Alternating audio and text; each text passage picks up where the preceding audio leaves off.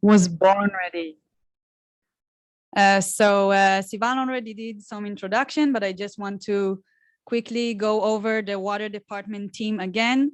So we are very lucky to have Yaakov Orenstein join us today. As most of you know, Yaakov Orenstein was our CTO until not so long ago, and he will help us during this week to go over some of the material. Also joining us today is Yaron Geffen, which is our new senior water engineer. Yaron is currently part-time, maybe turning to full-time, we don't know yet.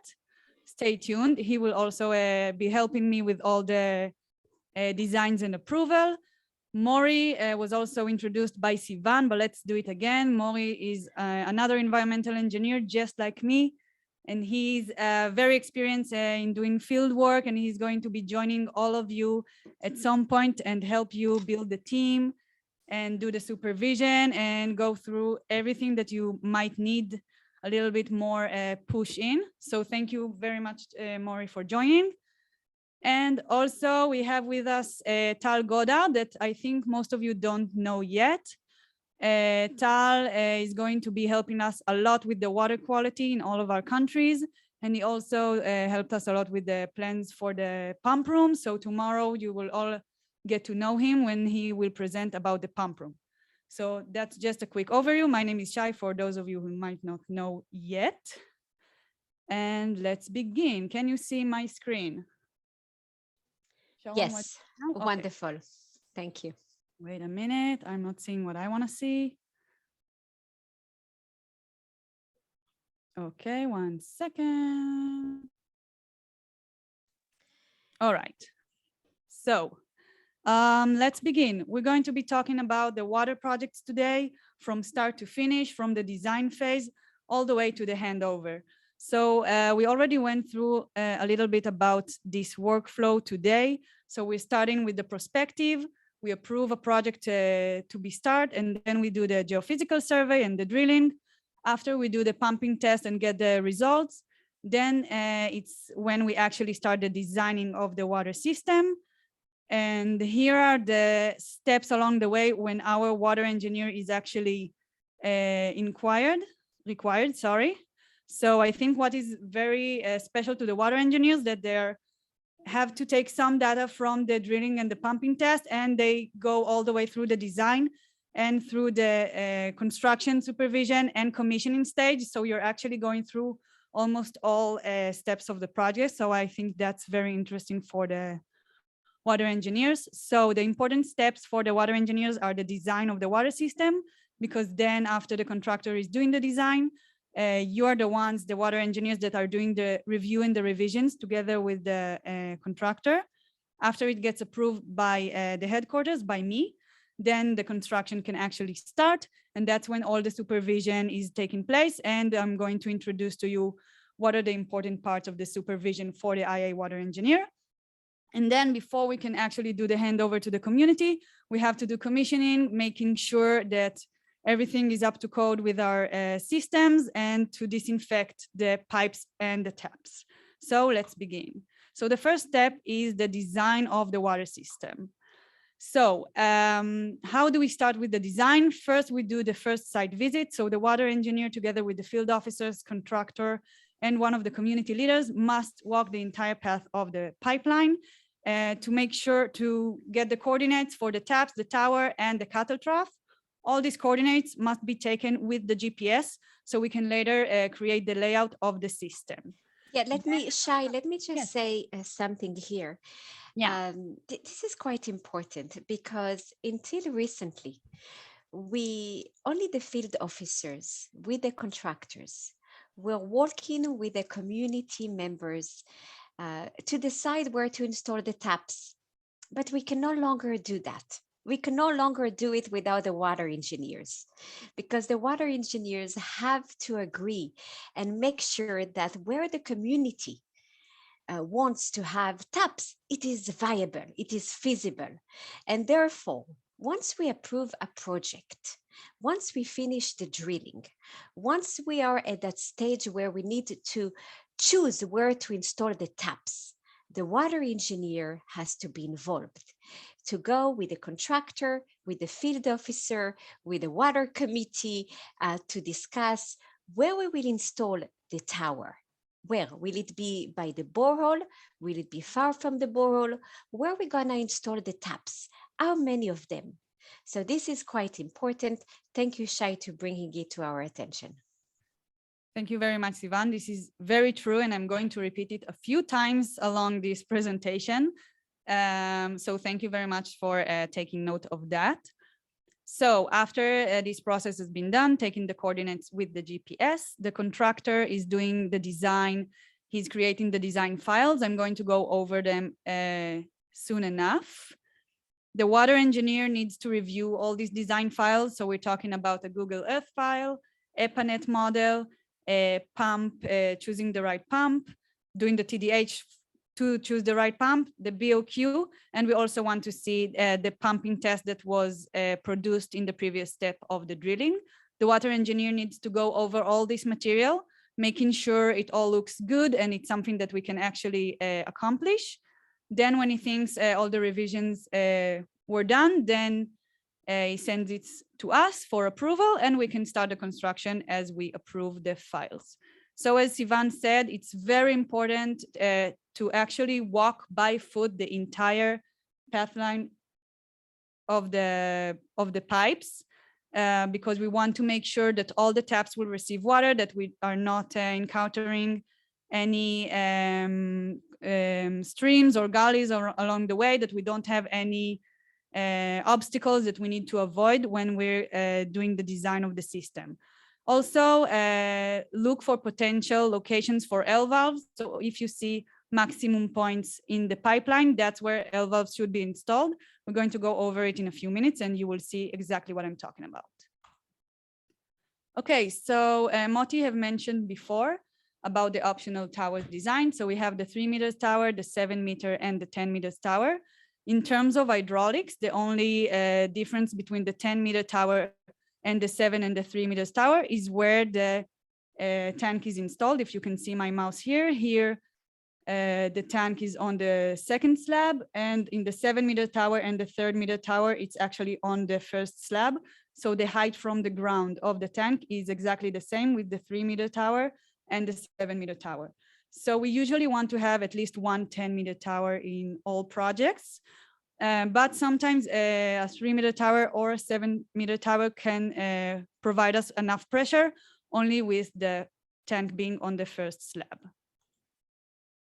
So we have also a few options for the location of the borehole.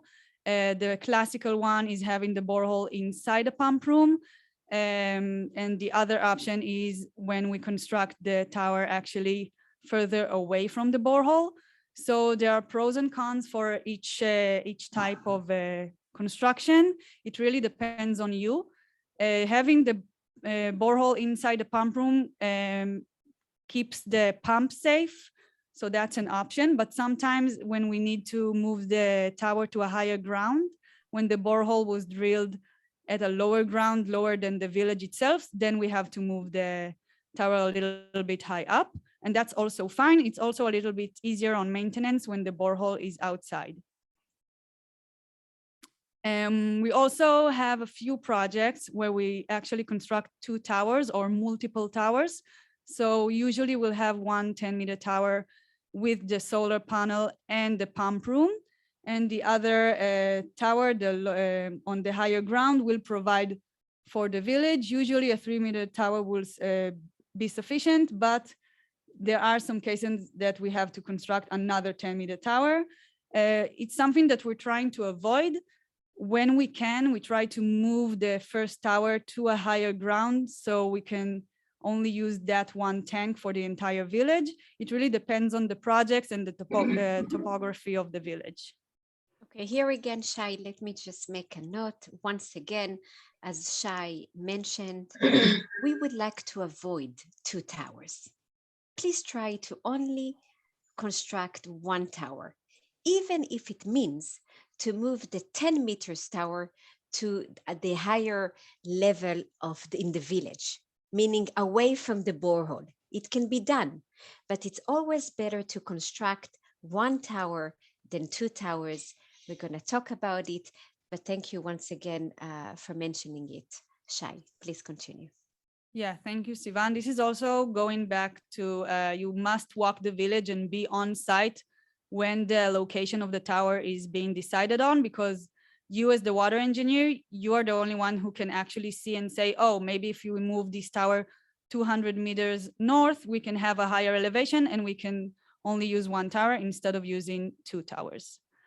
So as we said, there are some things that we are trying to avoid when we are doing the design. So building a second tower, as we said just now, we try to have only 10 taps when we can, just because we have budget constraints, which is reasonable.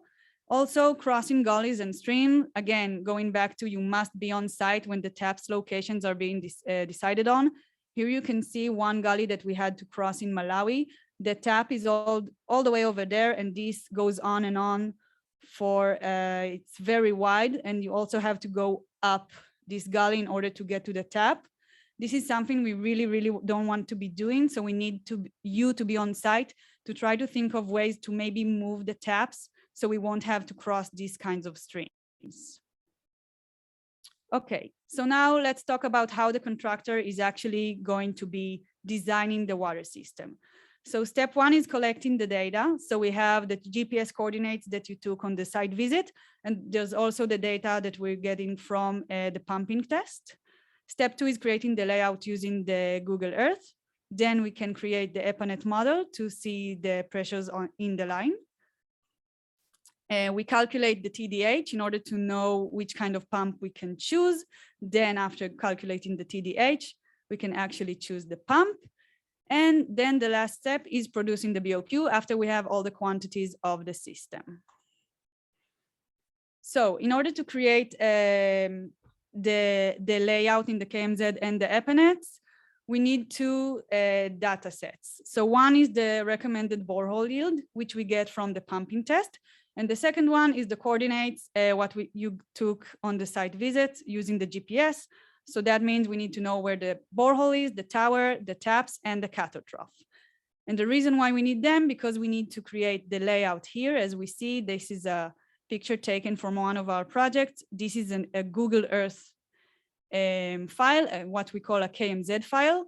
Here we see the location of the borehole. You can't really see it because it's really close to the tower. The tower itself, where the tap stands are going to be, oh, sorry, and where the cathode trough is. You want to make sure that the contractor actually numbers all these tap stands in this KMZ file, because this is what we're going to use as a reference later on when we're doing the supervision. And we're also going to start having IDs for each one of these taps. We'll talk about it later on this week. So it's very important that these would be numbered, and we can also see the numbers in the EPANET model that the contractor sends. Also, we want to know the type of tower. So naming, labeling the tower here is also very important. And then what the contractor does, he actually connects each point. So this is actually going to be all the pipes that we are going to install. This is what they should, this is where they should install them when they go to do the installation. So after we create the layout, we can do the EPANET model. As you see, this is the exact EPANET that was used for the last KMZ that I showed you. So what we need to know here, we're taking the coordinates, we're putting them inside the EPANET. We're connecting the dots. We need to know the pipe lengths, which we take from the KMZ file. As you've seen here in the KMZ file, we have the pipes. We can measure the length from each point, and then we can know exactly what length of pipe we're going to have in the EPANET model. From the pumping test, we take the borehole recommended yield. With that, we're going to calculate the demand of each pipe, each tap, sorry. And then the diameters of the pipes are entered manually by the contractor, and he runs the model again and again until he gets the pressure that we like to see in these tap stands. We're going to go over it in the EPANET session, so I'm not going to go too into that. After we get a correct model, we can do the calculation of the TDH. This is how we're going to start collecting the TDH from the contractor. I'm going to share this Excel file with all of you. So here, the three data sets that we need is the dynamic water level, the pump installation depth, and the borehole yield. All of these are taken from the pumping test. And there are some other data points that we insert inside this Excel sheet. I'm not going to go into that too much, but you can see that we have the borehole to water tower distance, the diameter of the pipes, the tower ground level, the borehole ground level. So all of these green cells is data points that the contractor must provide, and then the calculation is done automatically over here.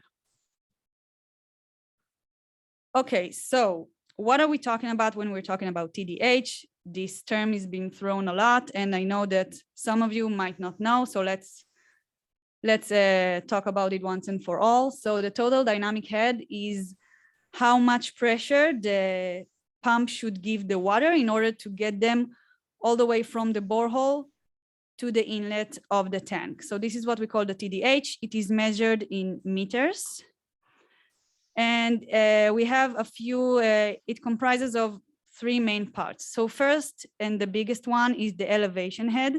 This is actually how far the water has to travel, at what height they need to get to in order to get them from where they are in the borehole all the way to the tank inlet. So when we're doing pumping, Emily talked about it a little bit, we have what is called the dynamic water level. So the static water level is the resting level of the water when we don't do any pumping. And then as we start pumping, the water level goes down. Sorry. Oops. Sneak peek. The water level goes down until it reaches the dynamic water level. So that's actually, we need to get the water all the way from the dynamic water level, all the way up here to the tank inlet. So this is what we call the elevation head, or in short, we just call it H. Everyone, let me just repeat that, Shay, again in simpler words, although you have done it so beautifully and so simple. Guys, what we're trying to figure out is how many meters the water has to flow from the water level when we pump the water from that level, what we call the dynamic water level, because when we pump, the water goes down from that level to bring the water to the tank. How many meters? Well, it depends. If the dynamic water level is 50 meters deep, and then the tank is another 7 meters high, we have to go 57 meters. But if the dynamic water level is minus 100 meters, and then we have to bring it again to a tower which is far away from the borehole, because maybe the tower is far away, then not only we have to bring it up 100 meters, but also the water has to flow to reach the tower. So altogether, this is what we call the TDH. How many meters the water has to flow to, how many meters from the borehole, the dynamic water level, to the tank. That's all. That's all what we are looking to find out. Yeah, thank you, Sivan. Just to clarify, when we're talking about elevation head, we're only talking about the vertical meters. So just the height difference between this point, the dynamic water level, to the tank inlet. All of this horizontal way is going to be accounted for in the head friction losses. So now we're going to talk a little bit about that. So head friction losses is the pressure that we lose when the water touches the pipes itself, and then it loses pressure because of friction. So when the water flows, we're actually losing some of that pressure. So if we test the pressure in two different parts of the pipe, we will see that the pressure at the beginning was a little bit higher than the pressure after, just because we lost all the pressure here due to friction. We call this head friction losses. We just call it HF for short. And one moment, Shay, one again. Sure. Guys, what we're trying to say here again, the longer the water has to flow, less pressure we're going to get at the end, because the longer it is, less pressure, more friction, and the pressure will be lower because at the beginning, the water goes fast, but by the time it reaches, it is not as fast, okay? So the longer is the travel of the water, less pressure by the time it reaches the tap. Go ahead. Yeah, sure. Actually, the flow will be exactly the same. We just have less pressure in the end when we test it. That's right. So another thing that can affect the head friction losses, it's not only the length of the pipe, but it's also the diameter. This is a little bit confusing, but the smaller the pipe, the more friction we will have. So the less pressure we will have in the end. And this is important for you to remember, and you will see why in a few slides. It's just something that we need to remember, and it's also something that the contractor is doing when he's doing the EPANET model. He's changing the pipe size and diameter in order to test what is the pressure going to be like at the tap stands. Okay, so we have the head elevation, but also we need to account for these head friction losses that we get along the way. There's another place where we get losses of pressure, and this is actually here inside the pump room. Every accessory that we put, the pressure gauge, the flow meter, every bend in the pipe, every fitting we have, we lose a little bit of pressure of the water. So if the pump will only give this elevation head, the losses of pressure due to friction and pipes and fittings here, we won't be able to get all the way to the tank. So we always need to account for these extra losses when we choose the pump. So to conclude, this TDH, what we're talking about is the elevation head and the friction losses and the local losses that we have here in the pump room. So now when the contractor chooses the pump, he has the TDH and he has the borehole recommended yield, and he needs these two data sets in order to choose the working point of the pump. And Ben is going to explain all about how we choose the pump and what's the correct way to do it. But these are the two important data that we need to know in order to choose the correct pump. So after we have all the quantities, we can actually go over to the BOQ. The contractor can actually fill up the water section of the BOQ. So let's go over it a little bit right now. So if you press the link in the presentation, it will take you to the IA drawings and BOQs per country. So let's just choose something. Can you see it, Sharon? Let's just take Malawi, for example. So we have the drilling BOQ, which is a little bit different. It's not what we're looking for. We're looking for the construction BOQ, which is this one. It's going to look a little bit wonky, so you need to download it every time and make sure the contractor downloads it every time and do it on his computer and not on the Google Sheet. I'm just trying to make it a little bit smaller. Can you see it right, or is it too big? Okay. Trying to, not really succeeding. Yeah, okay, I'm just gonna go over it very briefly so it doesn't matter. So here inside the BOQ, what's important is this section. Let's see it a little bit better here. This section 5.06 to 5.10. These are the actual pipes. We can know the length of the pipes from the EPANET model, which every diameter, how long the pipe should be. He should put the right quantities in. Here in the, what is this? I'm sorry. Here in the pump room section, we have every little thing that is being installed in the pump room. So these quantities are already in, so he doesn't need to change that. And we also have some external works, etc., etc. I'm not gonna go over every little thing because we're going to go over it together with Yaakov this week. Okay, so now after we had the design files ready, this is where you, the water engineer, actually comes in.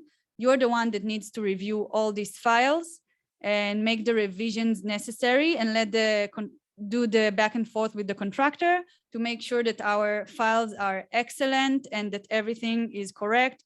All the numbers match up between the KMZ file, the EPANET file, and the BOQ. The TDH is being calculated correctly. He chose the pump correctly. This is also something that we need to give over to the electrical team. They need to actually approve the pump that was chosen, the number of solar panels that he wants to install, et cetera, et cetera. And okay, so when you review the files, I'm going again over the design files because it's very important to understand which files you actually need to receive from the contractor. You have the KMZ layout, the EPANET model, the TDH calculation, the pump specification, the BOQ that was produced by the contractor, and the pumping test report that you should receive beforehand from our hydrologists. So in the BOQ, we already talked about it a little bit. You need to make sure that the numbers of taps are correct and according to the design, that the towers are correct, that it doesn't have like an extra tower for some reason, but that's also something that the civil should take a look at. The length and diameter of the pipes should match exactly between the BOQ, KMZ, and EPANET. Sometimes you can see that they put a little bit extra length in the pipes because they can get a little bit extra money out of it, but we don't want to see that. We want to see it exactly the same. The pump model is also something that we want to see in the BOQ itself. It should match what was approved by design. And all the necessary items I already show you. The pump room tab includes all of that. You should make note if there's a pressure switch installed or a float switch installed. We're going to go over what it means in the following week. So should we take a break or continue, you think? Sivan, you think we can continue, I think. I think we can continue a little bit longer. Okay, Everybody is okay? Let me see. Thumbs up if you're okay to continue. Are you alive, everybody? We're alive and kicking. Shay, this is brilliant. Yes. It is excellent. Thank you, Shay. Great. Please continue a bit more. Okay. All right. So after you reviewed all the 6 files, you send it to headquarters. We approve the design. This and only then we can actually start the construction. And that's where your part as being the supervisor actually begins. You need to verify that the approved design was actually being implemented correctly on site. So let's talk a little bit what are the most important parts of the supervision for the IA water engineer. So we talked a little bit about air valves. We're going to go into that in a minute. We have the tank installation and the pump room plumbing. The taps and the tap stands and the cattle troughs should be installed correctly. The type of the pipes, the diameter, and the layout of the trenching should match the design. The pump model and pump depth should match what was decided on in the pumping test. And the actual trenches and how they look like, this should also match. So this is a section of the trench. You all have this drawing in your files in the drive. So you should check that the actual depth of the trenching is 1 meter. The width of the trench is 40 centimeters, and the embedment should be done in layers of 25 centimeters. First in sand or coarse-grained material, and only after the 2 first layers, he can actually go back and do the embedment with the material that was excavated from the trenches. So Moti talked about it a little bit. We're going to put a lot of emphasis on this in the following year. So air valves, locations, and installations. Air valves, it's something that we install in every high point of the system, in every peak elevation point. The air valves, what it does, it actually releases air that was trapped inside a pipe. So the water can flow through freely. So here you can see there's a little bit of a peak elevation point. So the bubbles will actually form an air pocket here, and this area will be a restricted flow area. So when we install the air valve, these air bubbles will just be released, and then water can flow freely through the rest of the line. Let's see a little video about that.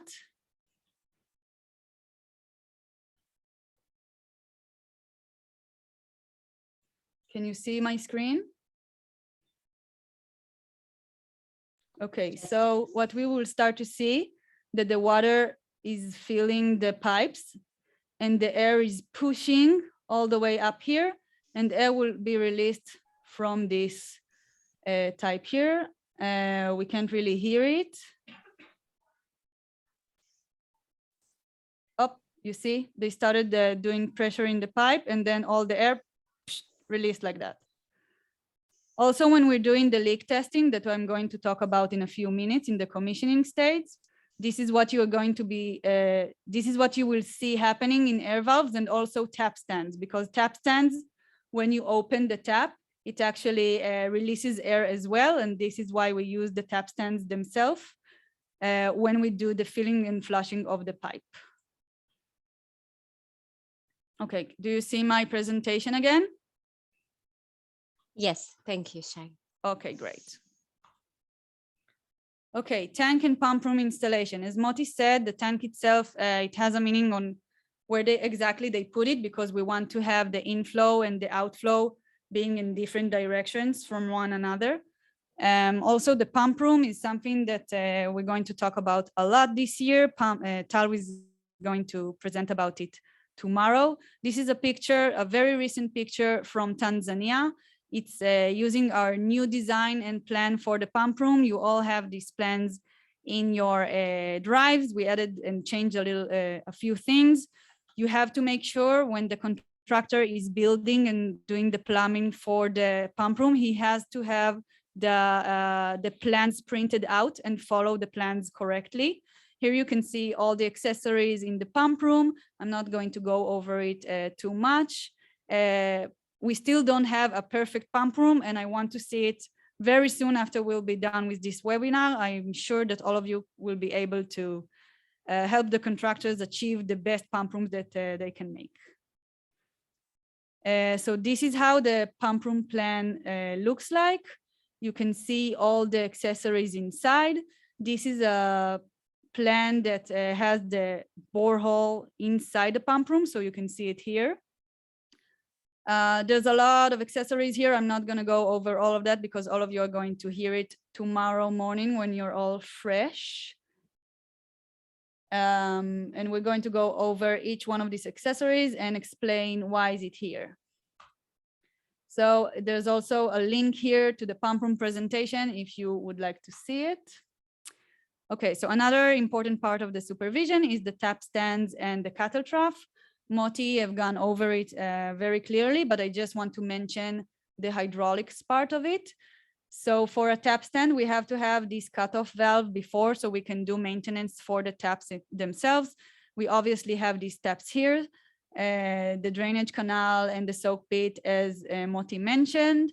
One thing I want to make note of, this is just a scheme, so it's not really representing real life. This cutoff valve here should be on the pipeline. So it's not on the same level as this cover of the manhole. It's actually on the pipeline itself. And we will produce in the next plans that we have for the tap stands and the cattle trough, we will insert these cutoff valves for every country. So it will be, it will be very clear where to put them.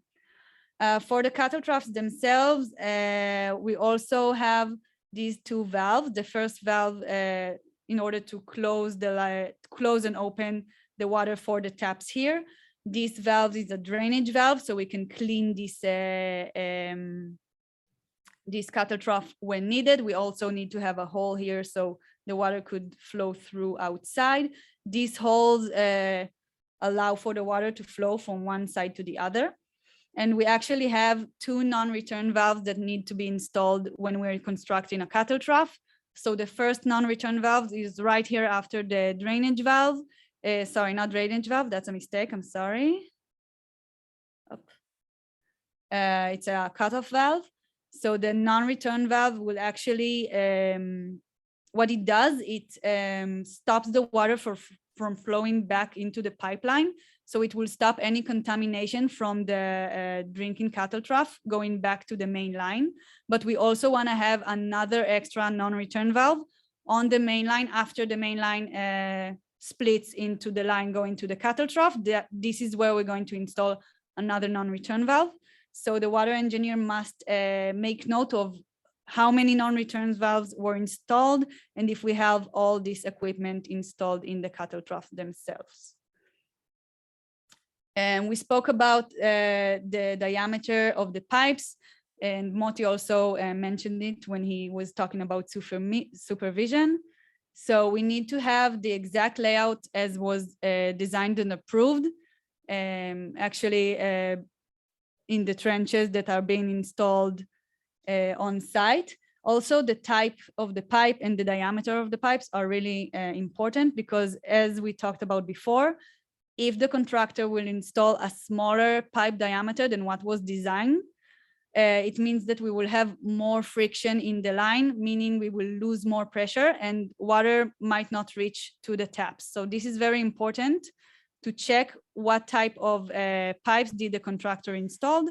Sometimes they might try to install a smaller diameter pipes because they are cheaper than the bigger ones. So this is something that you need to make note of when you're on site and doing the supervision.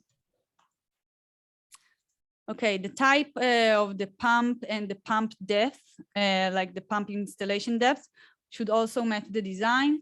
This is a sketch of a well that I took from one of the projects. It's actually missing the, I forgot the name now, the bentonite seal here. So just making note of that. So as Emily mentioned, the pump can only be installed where we have the plain casing and not the screen casing.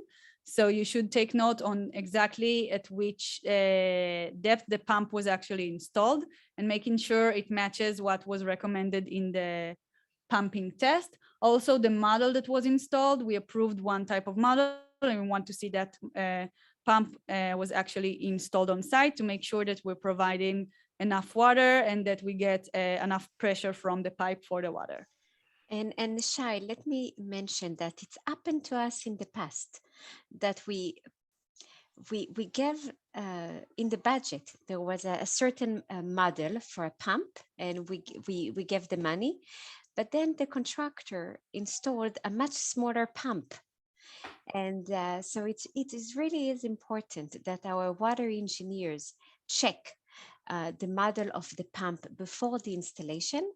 And as Emily and Gil explained this morning, where we are installing the pump inside the borehole, it's also very important. So that's also another crucial point that the water engineers have to supervise. So thank you, Shay. Great, thank you, Sivan. Okay, let's continue. Okay, so this was just some of the things that we're doing supervision on. We're going to go over it in the next week, so don't worry about that. We also want to have an open debate with all of you to hear from you how this supervision should take place, because I know that maybe some of this was not being done before, and also we're going to talk about commissioning now that might be new to some of you. So there's a lot more supervision that we expect you to do in 2022, and we do want to hear from you how this should be performed so it could be beneficial for all of us. So when the construction actually ends, that's when we're starting the commissioning. The commissioning is when we test our system. We test it for leaks and defects in the pipes. And we also want to disinfect the pipes and the tank before we can actually do the handover to the community. We want to make sure that the water that we're providing them is clean. So that's why we need to disinfect the pipes. So we're going to go over all the steps. There are 4 steps to commissioning. First, we have to flush the pipes because the pipes were stored somewhere. We don't know where they came from. We have to make sure that there are no foreign material inside the pipes themselves, any dust, dirt, debris. So what we do, we open the taps from the lowest to the highest elevation and making sure that the water runs clear. So this is a representation of one of the systems. This is taken from an EPANET. What you see here, the numbers, is the actual ground level elevation. So the water engineer needs to know where is the lowest tap, marked here at A, and where is the highest tap, and number each one according to their height. As you can see, it's not always that the number of the tap itself matches the height or elevation. So you should know which elevation every tap stand is, and that is why we have the GPS coordinates, and that is why when we do the supervision, we have to make sure that every tap stand was being installed in the correct coordinates according to what was approved by the water engineer at the first site visit. So we open the lowest tap, we let the water run through the tap. When we see that the water is clear, we can close this tap, open the next tap, and then we go with each one of those taps. So after we did the flushing, we cleaned the pipes completely from any debris. We have to fill up again the system. So when we're doing the filling, we'll also be doing it from the lowest to the highest, but it's being done a little bit differently. What we're doing here, we're opening 2 taps in the same time. So we're opening A and B. We let the water run clear from A, and what will happen, the air that was trapped in this line will get released from tap that is tap number 1, marked as B. So when we feel like the air was released completely from the line, we can close tap A and then open tap C. The water will flow from tap 1, which is marked as B. The air will be released from C. We close tap B, and so on and so forth. So every time we have 2 taps open until we reach the highest elevation, the highest tap, and then we can let all the air get released from the last tap, and we see that the water runs clear, and that's when we know that all the pipes are filled. So after we have all the system filled with water, that's when we can test for leaks. The way we test for leaks is we install pressure gauges in 3 taps, and we check what is the pressure for 1 hour. So we want to install the pressure gauges in the lowest, the highest, and 1 other tap. And we make sure that the pressure matches what was actually designed in the EPANET within a 5% margin of the target value. So we install the pressure gauges. You can see here the lowest tap, the highest tap, and then you can choose 1 other tap. This is something that the water engineer should approve before installing the pressure gauges. The pressure gauges are installed by the contractor. He should provide them. So if we see in 1 hour that one of the pressure gauges actually shows that the pressure has decreased in this 1 hour, that's how we know that there's a leak in the line. So if we see that the pressure here was reduced, then we know that in this line, there probably is a leak. Sorry about that. Again, sorry. So it's the contractor's responsibility to fix all these leaks. We don't want to have any faulty pipes in our system. So if you see that there's a pressure drop during this leak testing stage, the contractor must supply a different pipe and fix the leak. It's his responsibility, and we're not supposed to pay extra for it. He's supposed to give us a perfect system that actually works. So after we made sure that our pipes are actually not defected and there are not any leaks, that's when we can do the disinfection of the tank and the taps. So like we do disinfection for the borehole, we also need to make sure that every part of our system is clean before we can give water to the community. So the disinfection is done by some sort of disinfecting agent like chlorine. This type of agent is something that the IA supervisor should approve beforehand.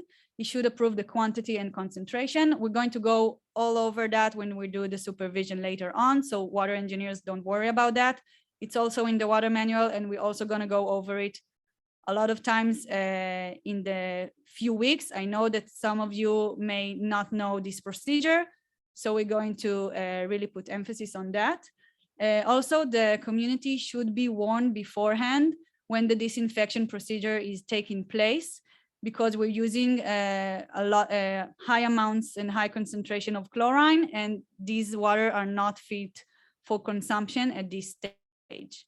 So all these steps of commissioning, the flushing, the filling, the leak test, and the disinfections are all steps that you, the water engineer, should be involved in. So the plan for the flushing and filling is something that the IA water engineer should approve beforehand. It will also be very beneficial if a lot of people will do the procedure together, because you have to run to each tap, close one, open the other. It takes a lot of time. So you need to have a few team members to do that when the flushing and filling procedure takes place.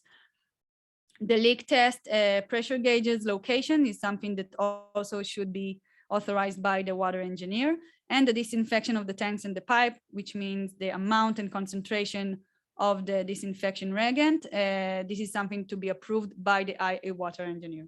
So all of this is very, very important, because only when these 4 stages have been completed correctly, that is when we know that the system is actually ready to be handed over to the community. And only after the IA water engineer approves all of these steps that they were done correctly, only then we can give the final payment to the contractor and do the handover. There's also a commissioning presentation that if any of you wants to go more in depth, you can go over here. It's also mentioned in the water manual. And of course, we're going to go over it again this next week, so don't worry. And we were telling you before, but I'm gonna say it again, you are our eyes and ears in the field. So the installation, the design, the commissioning stage, you're the one that's actually telling us what is being performed on the ground. So the water engineer role, as you probably noticed, is very crucial for the success of our projects. And we're waiting to hear from you. And I want to hear your remarks. So thank you. Shay, excellent, excellent presentation. I'm sure you will all agree. Shay, truly fantastic. Thank you very much. And Shay, are you okay answering some of the questions we have? Sure. Actually, not too many. Yeah, we can go over them. Okay, thank you. And maybe Tara or Michal can help us read some of the questions. More than happy to. More than happy. Yeah, we have the first one from Gabby.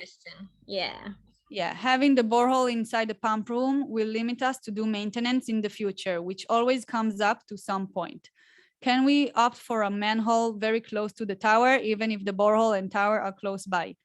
Sure, you can do that. It's happening in some countries anyway.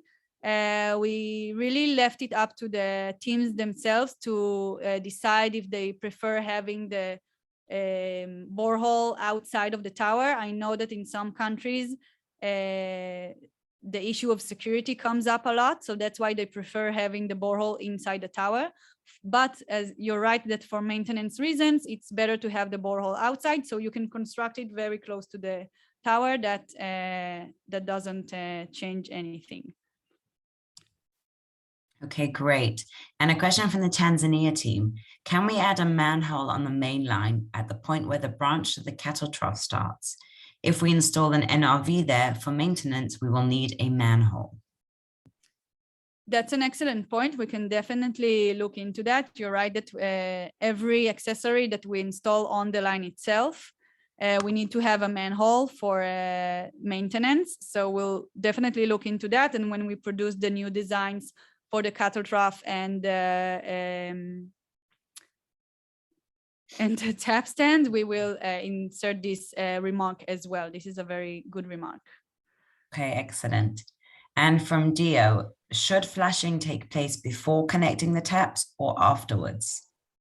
All of the commissioning stage should be done after connecting the taps, because we are using the taps in order to make sure that all the air is being released from the line itself. So yes, this is the last step to be done. When you're doing the snag list, you can also have the commissioning take part in those stages, but it should be done at the very last stage of the project. What else? At what stage during design do we determine the size of the GI pipes to be used for tap stands? Actually, in the design itself, in the EPANET, we don't see the internal piping for the tap stands themselves. We can only see the split from the main line going to the tap, but we don't see the tap stand in internal plumbing. We can definitely talk about it if you feel like it's been done not correctly in some of the projects, and if we need to put more emphasis on what type and what diameter of the pipe should be installed. That's a good point that you're making here. And when we create the new designs for the tap stands, and we can have the GI pipes shown in the designs themselves, and we can have the diameter specified there. Okay, and Robert asks, in the case where the borehole has a high yield, but the pumps available are a low discharge rate, some installers do a double installation. 2 pumps are installed in one borehole, e.g. one on top of the other, so they extract as much water from the borehole as possible. Is this something that IA should consider as well?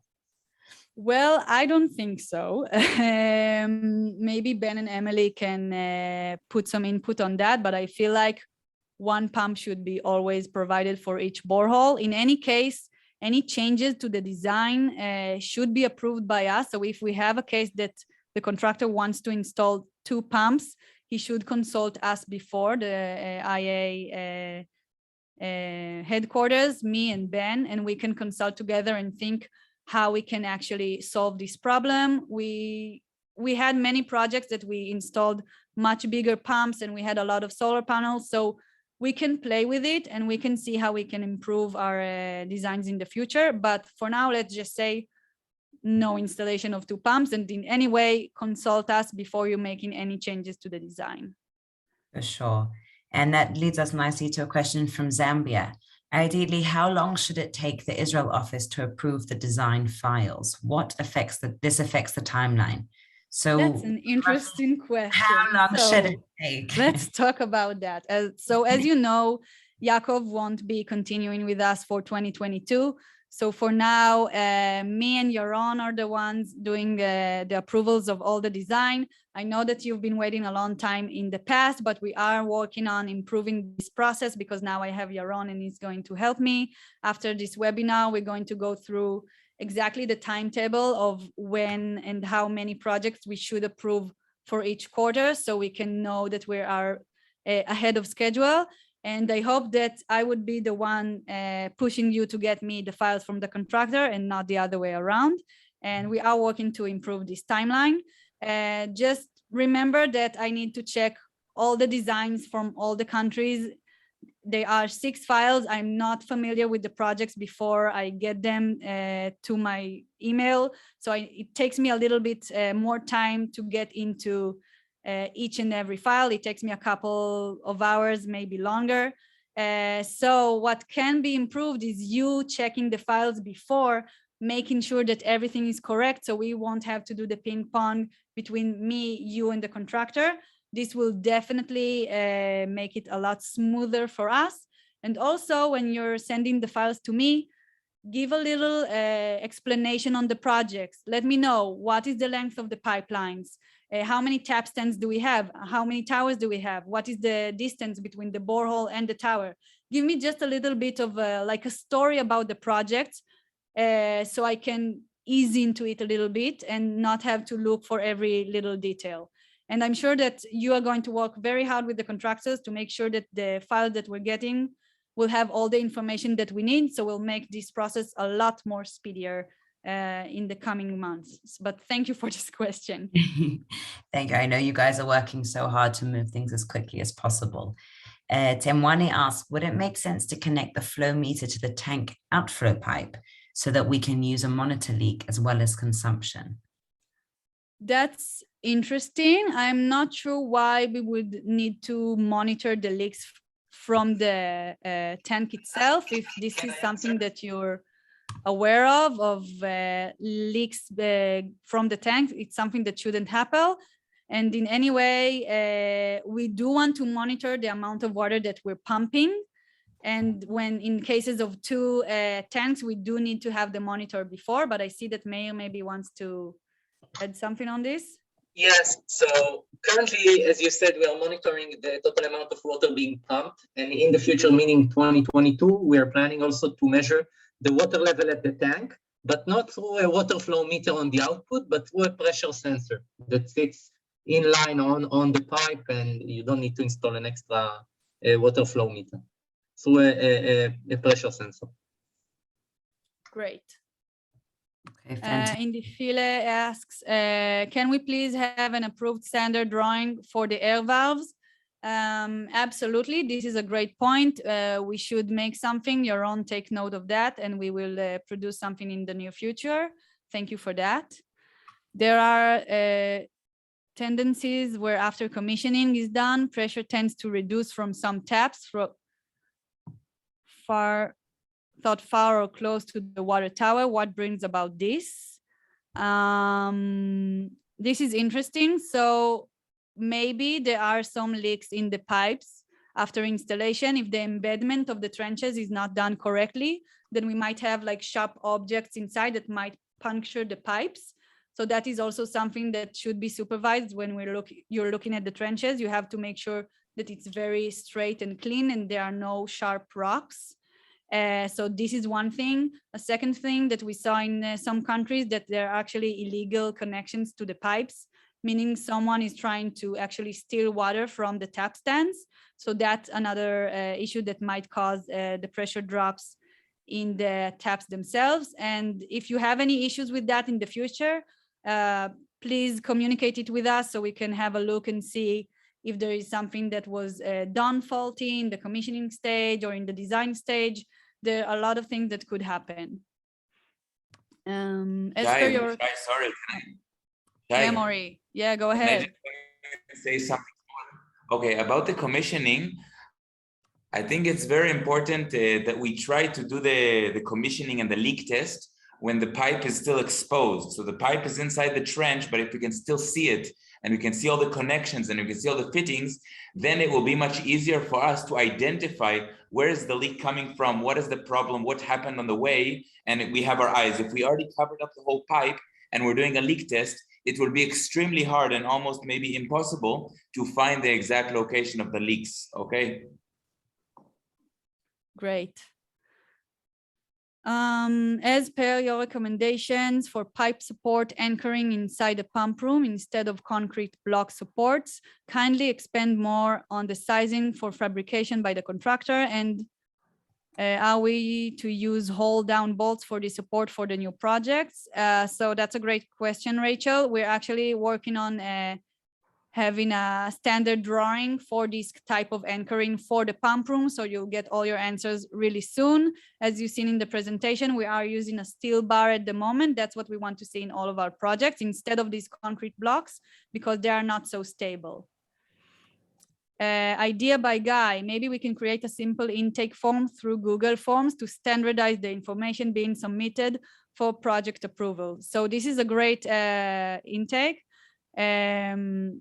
We're actually working on a new design form, and Tara and Jeremy are working very hard on it, that we can actually collect all the necessary data that we need for our project, and we're going to have it in one form, and then we can go over and go back to them instead of going to each file and collecting them. So in the very near future, I hope we're going to have exactly that standardized form that will have all the necessary data. But thank you, Guy, for that. That's an excellent remark.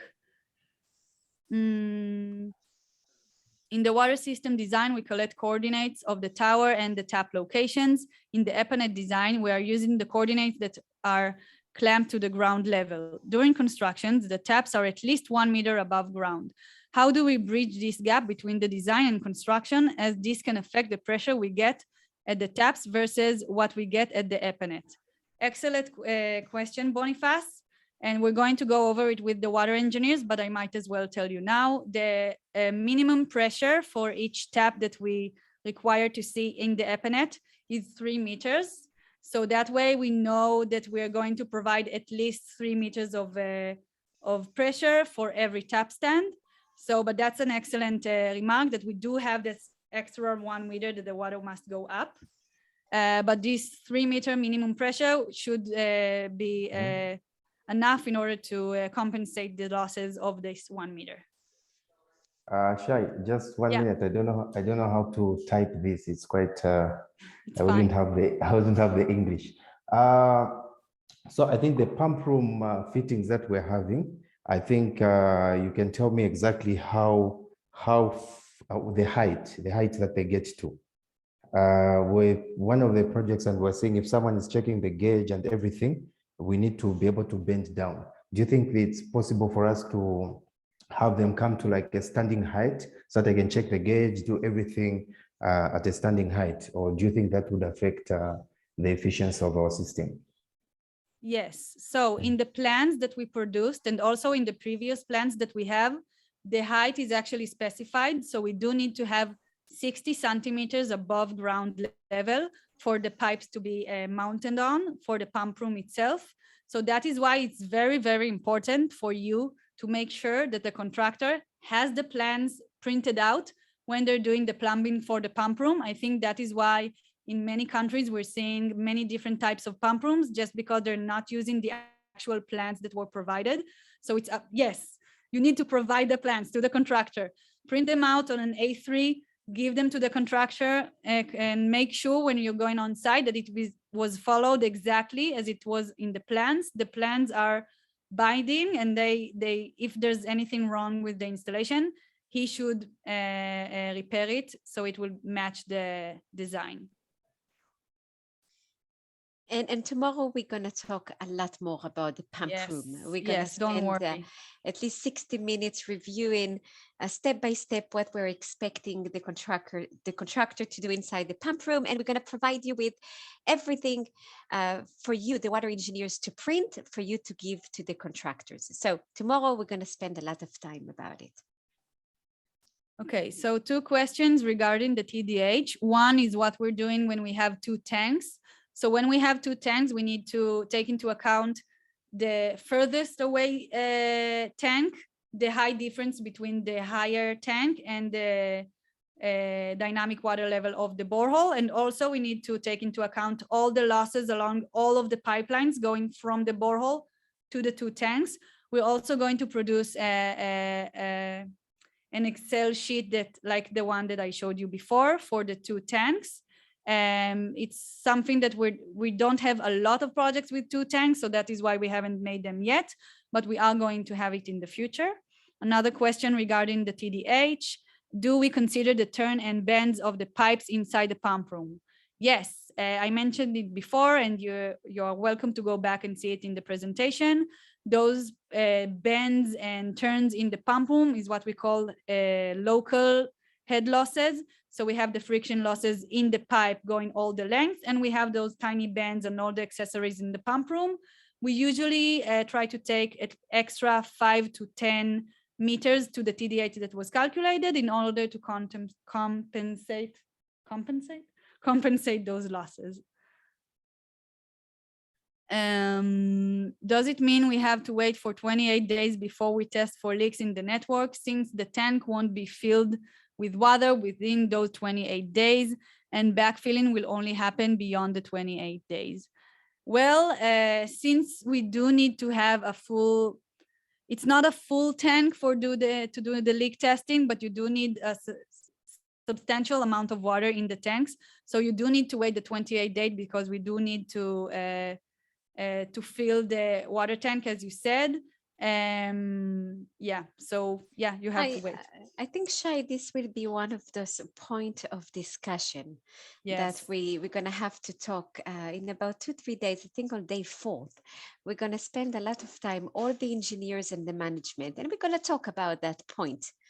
And maybe we can find a solution. Okay, so let me put this down as one of the topics to discuss. Thank you. Okay, one last question from Dio. If 90 bends increase on local head losses, can we opt for 45 bends? If you're talking about the pump room itself, then the design is the design. Don't change the design. If it says 90 degrees angle, use the 90 bend. Don't use the 45 angle. And we are compensating, as I said, for these head losses. We are designing for a pump to be a little bit bigger so we can have this extra pressure. So no, the answer is no. Very good topic to discuss, the 28-day situation. Yes, I think we made it very clear. Okay, so that's it with the questions. So thank you very much, everybody. Excellent, excellent, Shay. Everyone, you can unmute yourself by now and you can truly applaud Shay and Emily and Guy and Martin. With the ladies. Ah, yay, ah, yay, ah, yay. Excellent day, excellent day, excellent day. Very impressive. Okay,